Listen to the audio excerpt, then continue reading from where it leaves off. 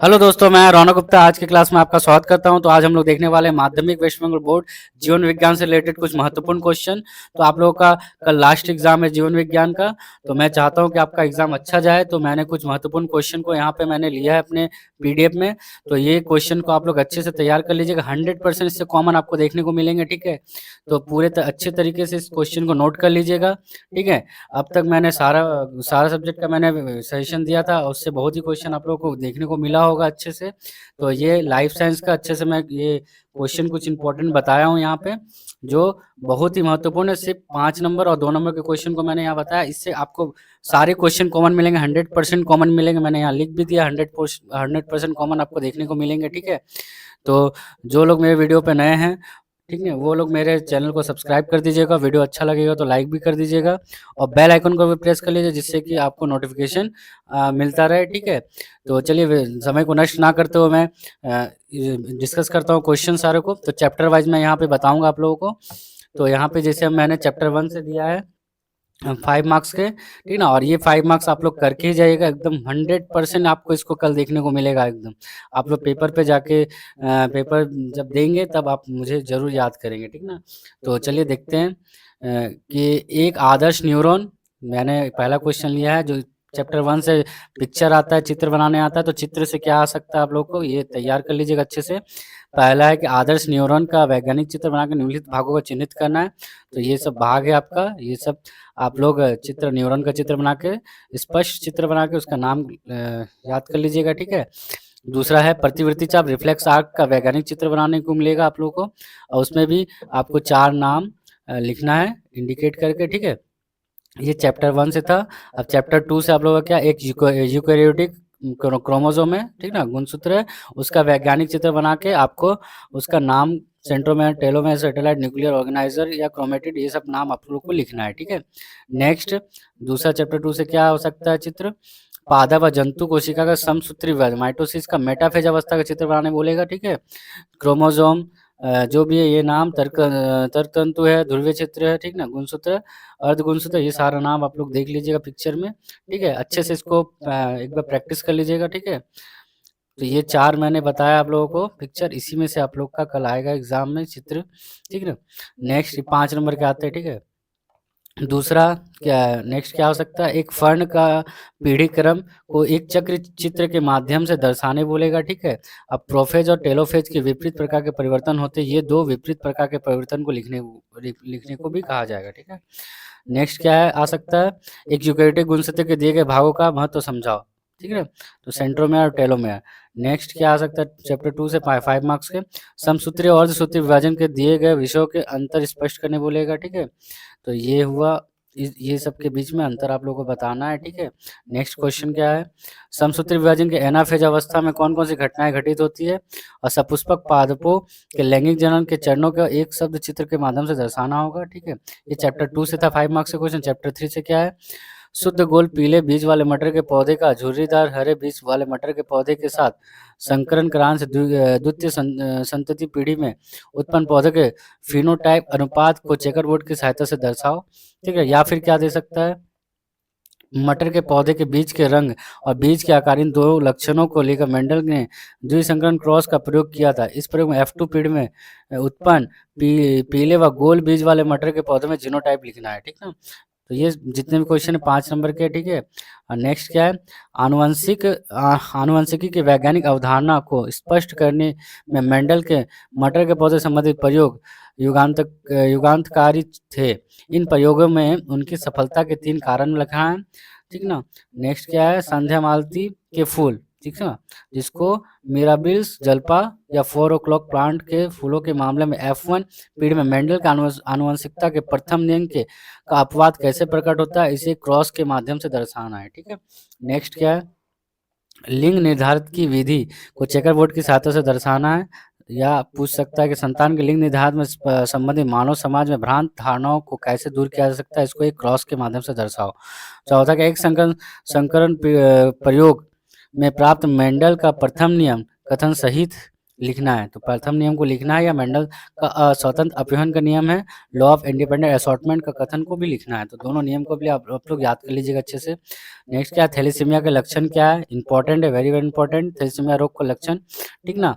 दी गई परिस्थितियों में आनुवंशिक परिणाम क्या होंगे, तो कुछ आनुवंशिक परिणाम दिया रहेगा। माता पिता में से एक थैलेसीमिया पीड़ित है और दूसरा थैलेसीमिया का वाहक है, ऐसा एक आनुवंशिक परिस्थिति दिया रहेगा, तो उसको चेकर बोर्ड की सहायता दिखाना होगा, ठीक है। और माता और पिता दोनों ही थैलेसीमिया का वाहक है, ऐसा भी। और एक वर्णांक महिला मतलब कलर ब्लाइंडनेस महिला ने एक सामान्य पुरुष से विवाह किया, तो प्रथम संतति पीढ़ी में उनकी संतति के वर्णांध होने की संभावना का विश्लेषण करना है। ये सब 5 नंबर के क्वेश्चन थे चैप्टर 3 से। नेक्स्ट चैप्टर 4 से क्या होंगे, विभिन्न कशेरुकी प्राणी समूहों के हृदय की संरचना की तुलनात्मक चर्चा में विकास के में क्या जानकारी मिलती है। ये डार्विन के विकास में, दूसरा क्या, डार्विन के विकास संबंधी सिद्धांत के निम्नलिखित 4 पहलुओं को चर्चा करो। पहला दूसरा प्राकृतिक चयन भी है, चारों जितना भी चरण है ये पहलू उसके चर्चा करने बोलेगा, तो सारा अच्छे से याद कर लीजिएगा। नेक्स्ट, जीवों के प्रकार शारीरिक क्रिया व्यवहार में अनुकूलन है, किन्हीं दो के उदाहरण सहित इस कथन का सत्यता सिद्ध करना है। और रोहू मछली के जलीय अनुकूलन में वायु थैली की क्या भूमिका है, बहुत इंपॉर्टेंट है ये आप लोग मेरे तरफ से वीवीआई करके रख लीजिएगा, ठीक ना। ये कल आएंगे ही आएंगे क्वेश्चन एग्जाम में, ठीक ना। तो ये मेरे तरफ से वीवीआई, ठीक है। तो ये कल आएंगे, इसको कर ही लीजिएगा इसको, ठीक ना। ऊँट की अत्यधिक जल हानि सहन करने की क्षमता का उसकी लाल रक्त कणिका की किस प्रकार विशेषता क्या संबंध है। ये समरूप और समृद्धि अंगों के विकासवादी महत्व को उदाहरण सहित समझाइए। ये भी 5 नंबर के थे, ठीक ना। नेक्स्ट चैप्टर 5 से क्या हो सकता है, बढ़ती जनसंख्या संबंधित दो दी गई 3 समस्याओं का व्याख्या करो। प्राकृतिक संसाधनों का अत्यधिक उपयोग एवं कमी, दूसरा क्या, जलवायु परिवर्तन और वैश्विक उष्णता, और तीसरा वनों का विनाश और पारिस्थितिक तंत्र का क्षरण। ये 3 के ऊपर डिस्कस करने बोलेगा। दूसरा क्वेश्चन क्या आ सकता है, नाइट्रोजन चक्र के चरणों को एक चक्रीय आरेख या शब्द चित्र की सहायता से दर्शाने, किन कारणों से नाइट्रोजन चक्र में बाधा उत्पन्न हो सकती है। नाइट्रोजन चक्र के 2 चरणों में जीवाणुओं की भूमिका, ठीक है। नेक्स्ट क्या है, मनुष्य पर ध्वनि प्रदूषण का प्रभाव, ठीक है। नेक्स्ट 4 नंबर, वैश्विक उष्णता के कारण समुद्र के जल स्तर में अत्यधिक वृद्धि होने पर सुंदरवन के मनुष्यों और जैव विविधता पर क्या क्या समस्या उत्पन्न हो सकती है। जैव विविधता संरक्षण में जीवमंडल आरक्षित क्षेत्र और अभ्यारण्य की क्या भूमिका है। नेक्स्ट, और मैं क्या दे सकता है इससे, तो सुंदरवन की एक पर्यावरणीय समस्या है, शिकारी और शिकार की संख्या के संतुलन में बाधा में से रिलेटेड 3 उदाहरण की सहायता से इस कथन को सत्यता सिद्ध करना है, ठीक ना। नेक्स्ट 5 नंबर क्या है कि सिंह के संरक्षण के लिए भारत के गिर राष्ट्रीय उद्यान में कौन कौन से इन सिटू उपाय किए गए हैं, उनका उल्लेख करो। बढ़ती हुई जनसंख्या के कारण एक क्षेत्र और क्या क्या पर्यावरणीय समस्या उत्पन्न हो सकती है। पश्चिम बंगाल में स्थित एक राष्ट्रीय उद्यान और एक जीव मंडल आरक्षित क्षेत्र का उदाहरण दो। या फिर क्या क्वेश्चन आ सकता अथवा में कि दिए गए वन जीव में के विलुप्त होने का क्या क्या कारण है। रॉयल बंगाल टाइगर, भारतीय गैंडा और एशियाई सिंह मानव स्वास्थ्य पर वायु प्रदूषण के 2 प्रभाव, ठीक ना। ये इससे रिलेटेड सारे क्वेश्चन कर लीजिएगा। नेक्स्ट 6 नंबर क्या है,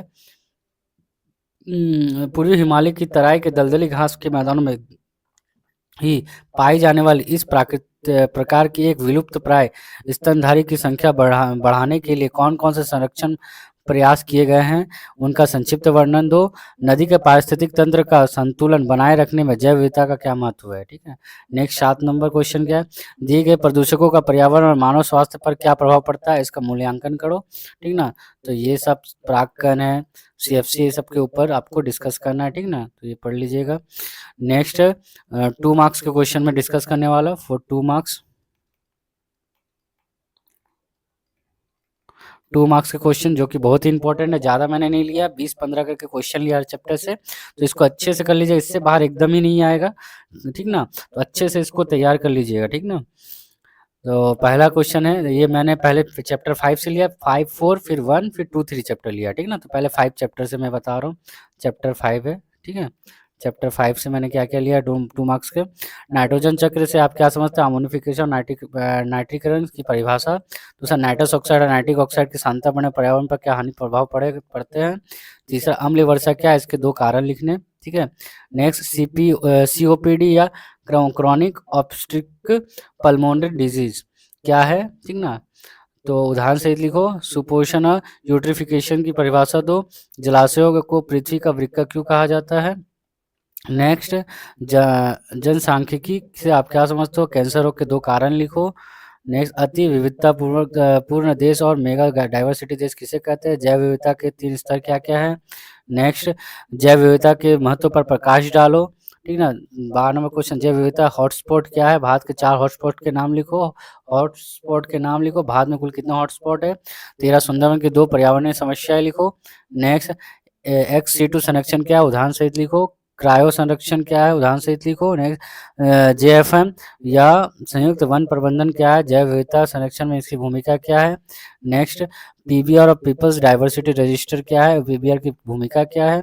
नेक्स्ट, IUCN का पूरा नाम क्या है, IUCN रेड लिस्ट क्या है। ठीक है।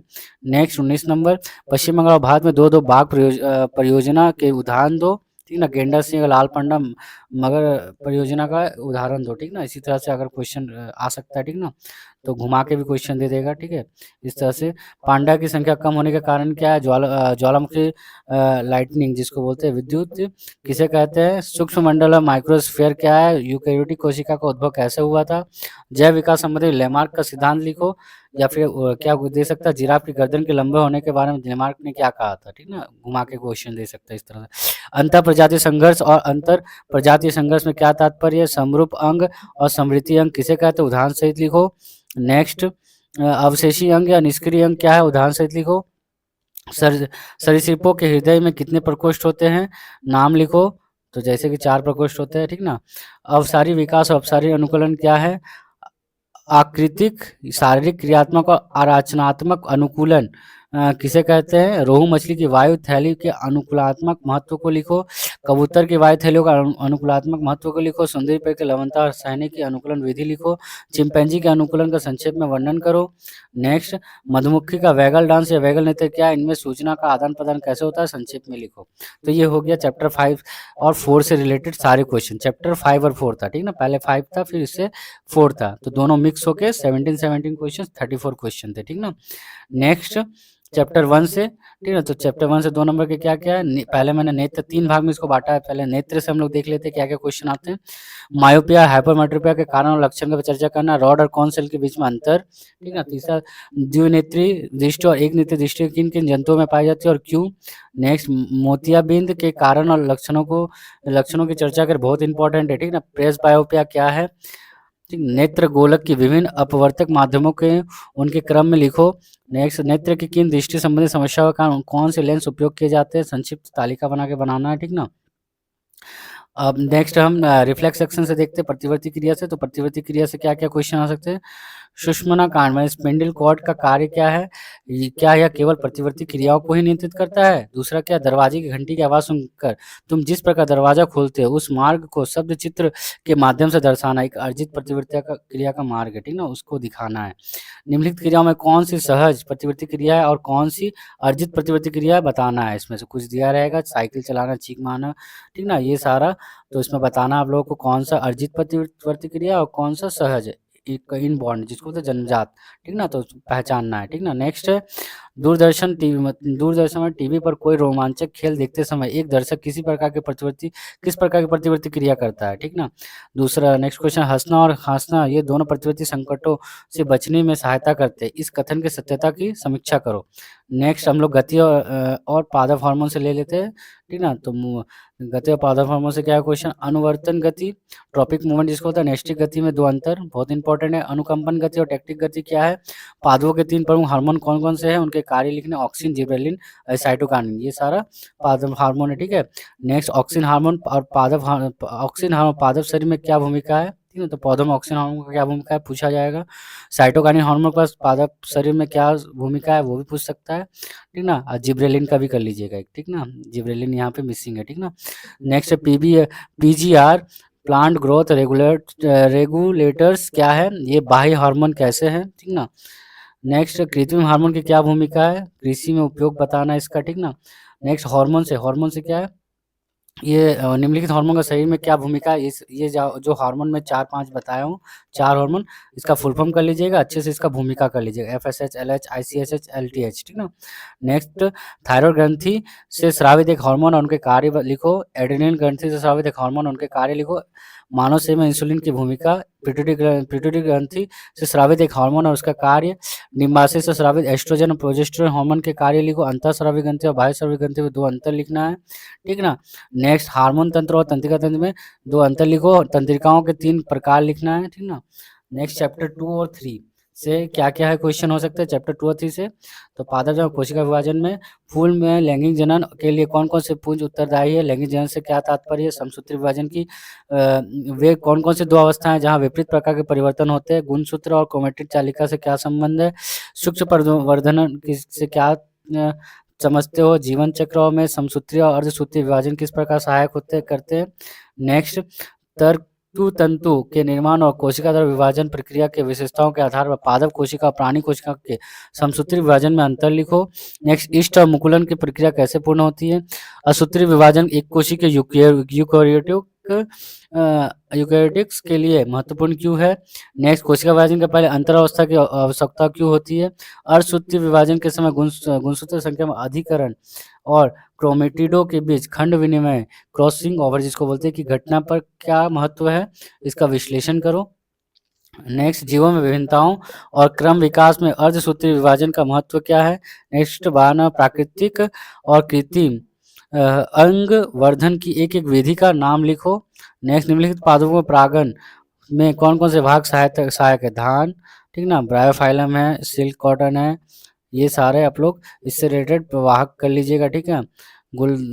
नेक्स्ट है 14 नंबर, समसूत्री विभाजन की एनाफेज और टेलोफेज अवस्था की एक-एक महत्वपूर्ण घटनाएँ लिखो।